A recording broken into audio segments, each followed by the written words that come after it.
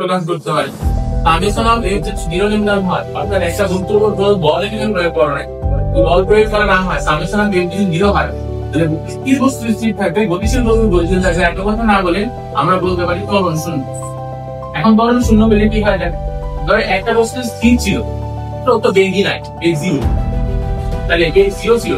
এখন বল প্রদান করা নাই, এজন্য ত্বরণ শূন্য। ত্বরণ শূন্য মানে কি? বেগটা বাড়বেও না কমবেও না, তো বেগ ছিল 0, বাড়তেছেও না কমতেছেও না, আমার থাকবে। আমি স্থির বস্তু স্থির থাকবে। আবার ধরো একটা বস্তু ভি বেগে গতিশীল ছিল, এখন তুমি বল প্রদান করো না, তাহলে ত্বরণ শূন্য হবে। ত্বরণ শূন্য হলে তার বেগটা বাড়বে না, সে ভি বেগে গতিশীল ছিল, ত্বরণ শূন্য হয়। ত্বরণ মানে কি হয়? বেগটাকে সে বাড়াবে, বেগটাকে কমাবে, বল বন্ধুলে বেগটাকে কমাবে।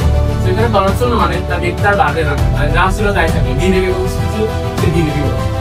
তো এই প্রথম সূত্রের ম্যাথমেটিক্যাল প্রকাশ হচ্ছে এই যে summation of F equal to 0 হলে ত্বরণ